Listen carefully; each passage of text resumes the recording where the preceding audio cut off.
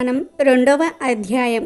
ఈరోజు ఈ కథను వింటే చాలు, సకల పాపాలు పోతాయి, పరమేశ్వరుడి అనుగ్రహం కలుగుతుంది.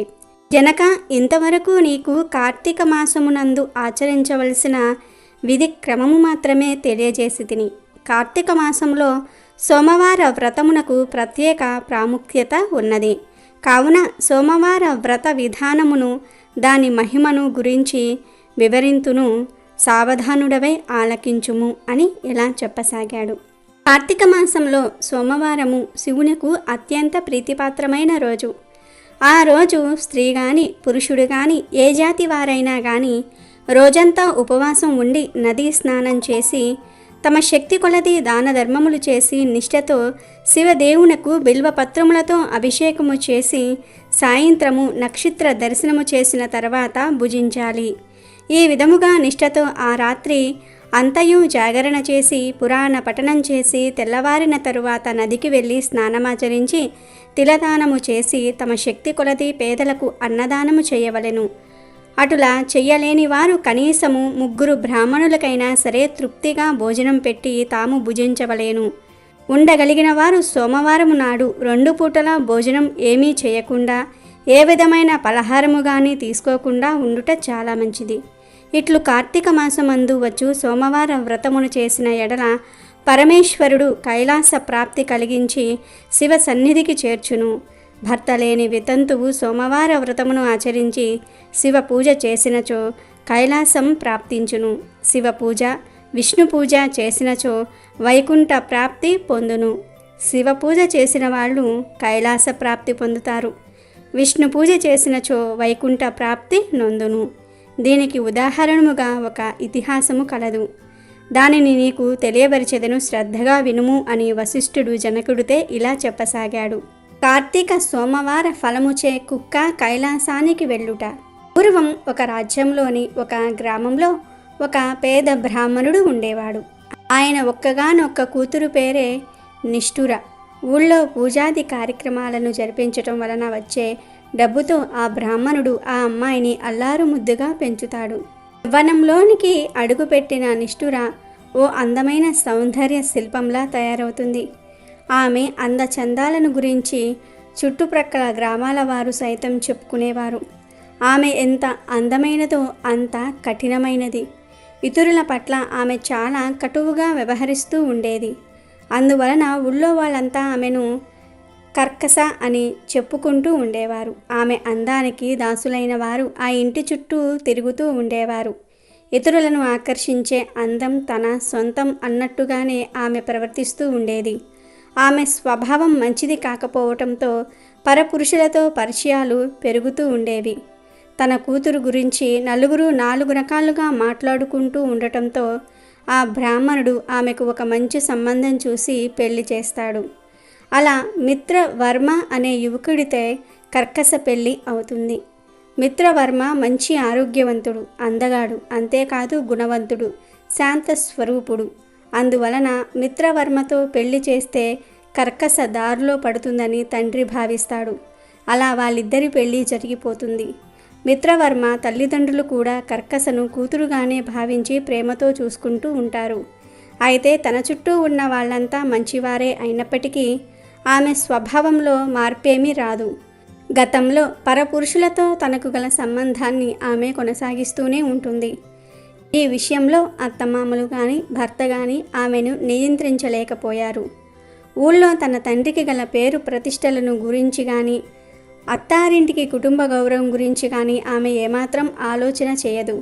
తన మనసుకు తోచినట్లుగా ఆమె నడుచుకుంటూ ఉంటుంది. ఊళ్ళో తమ కుటుంబానికి గల పరువు కారణంగా మిత్రవర్మ చాలా వరకు సహిస్తూ వచ్చేవాడు.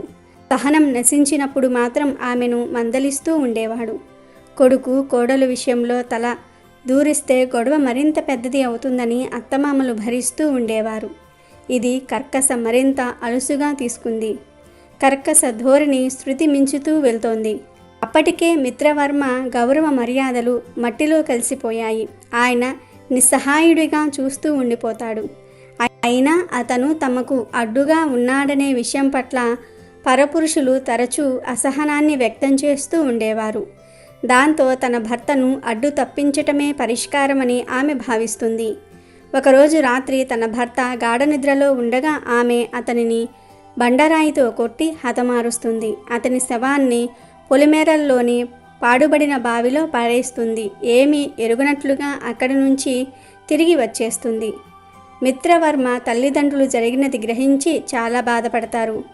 కర్కసకు పరపురుషుల అండదండలు ఎక్కువగా ఉండటం వలన ఆమెను ఏమీ అనలేని పరిస్థితి. అందువలన తమ కొడుకు లేని చోటును తాము ఉండకూడదని భావించి కర్కస కంట పడకుండా వారు ఆ ఊరు నుంచి వెళ్ళిపోతారు. ఇంతకాలంగా తనను అదుపులో పెట్టడానికి ప్రయత్నించిన భర్త లేడు, అత్తమామలు లేరు. అందువలన ఇక తాను ఏం చేసినా అడిగేవారు లేరని ఆమె భావిస్తుంది. అప్పట్నుంచి కర్కస ఇంకా మరింత స్వేచ్ఛగా ప్రవర్తించటం మొదలుపెడుతుంది. కర్కస వైఖరి గురించి ఊళ్ళో వాళ్ళు కొంతమంది చాటుగా గుసగుసలాడితే మరికొందరు ముఖానే అనటం మొదలు పెడతారు. అయితే తనకు గల అండదండలతో అందరినీ భయపెడుతూ ఆమె బతికేస్తూ ఉండేది. ఆమె కారణంగా మిగతా స్త్రీలకు కూడా రక్షణ లేకుండా పోతోంది. అలా కర్కస అడ్డు అదుపు లేని జీవితాన్ని గడుపుతూ వస్తుంది. వయసు ఇంద్రధనుస్సు లాంటిది, చూసుకుని మురిసిపోయేలోగా మాయమైపోతుంది. అలా కర్కసకు వయసు మీద పడింది. వయసులో ఉండగా చేసిన పనుల కారణంగా అనారోగ్యాలు ఆమెను చుట్టుముడతాయి. కర్కస దేహ సౌందర్యం చూసి మాత్రమే ఆమె వెంటబడిన వాళ్ళంతా ఇప్పుడు తాము కనిపిస్తే ఏం సాయం అడుగుతుందో అని తప్పించుకుని తిరగటం మొదలు పెడతారు. ఆమె ప్రవర్తన మంచిది కాదనే విషయం అందరికీ తెలిసిన కారణంగా ఎవ్వరూ ఆమెను పలకరించేవారు కూడా కాదు. ఆదరించేవారు లేక, ఆపదలో పిలిస్తే పలికేవారు లేక కర్కస ఆ ఊళ్ళో ఒంటరిదైపోతుంది. తన శరీరము సహకరించక, తనకు ఎవ్వరూ సహకరించక నానా ఇబ్బందులు పడుతూ రోజులు గడుపుతూ వస్తుంది. చివరకు పలకరించేవారు కూడా లేని పరిస్థితుల్లో చివరి శ్వాసను విడుస్తుంది. యవ్వన గర్వంతో, అందగత్తననే అహంభావంతో మిడిసిపడిన కర్కస చనిపోయిన తర్వాత నేరుగా నరకానికి వెళ్తుంది. భూలోకంలో విచ్చలవిడిగా వ్యవహరిస్తూ అనేక పాపాలు చేసినందుకు, భర్తను హత్య చేసినందుకు, అత్తమామలను కష్టపెట్టినందుకు, ధర్మాచరణను పాటించినందుకు యమధర్మరాజు ఆమెకు అనేక రకాల శిక్షలను విధిస్తాడు. ఆ శిక్షలను కర్కస అతి కష్టం మీద భరిస్తూ వెళ్తుంది.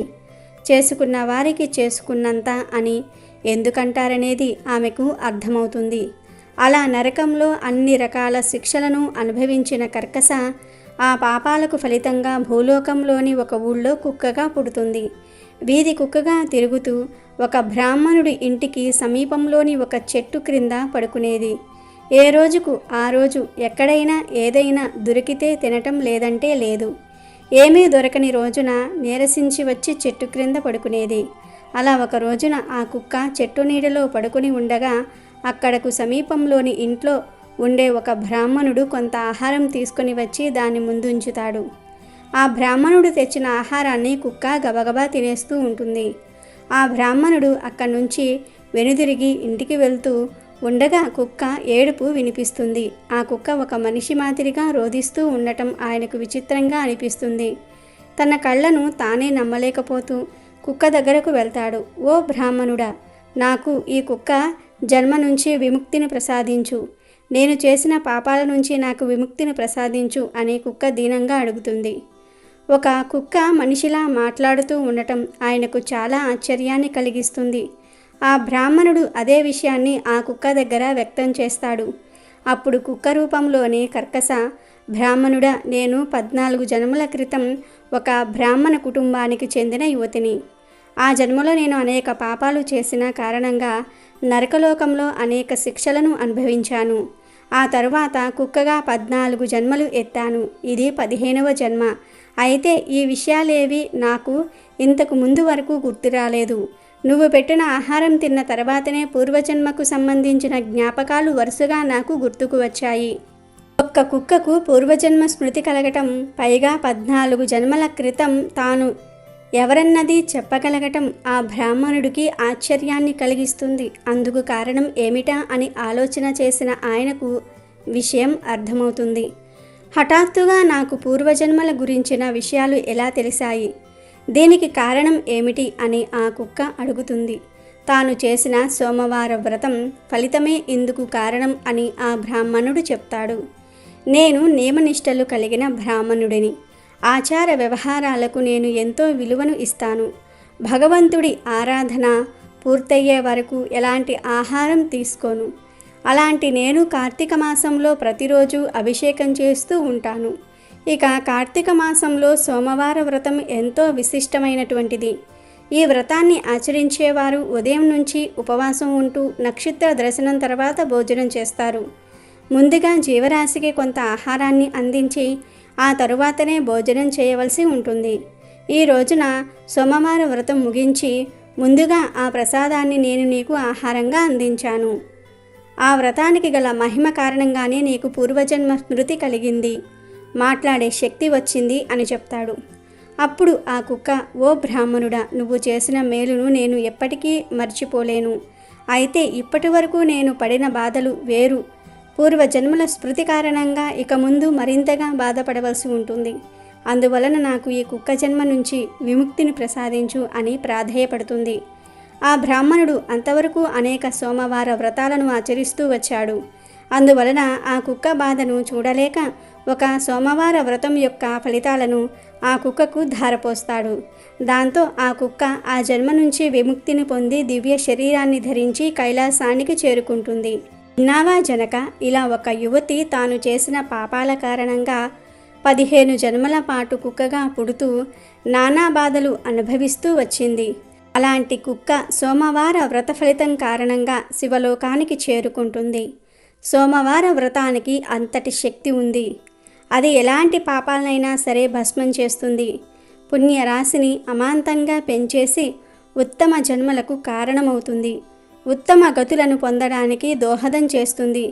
కార్తీకంలో అలాంటి సోమవార వ్రతం చేయటం మర్చిపోకూడదు అని సెలవిస్తాడు వశిష్ఠ మహర్షి.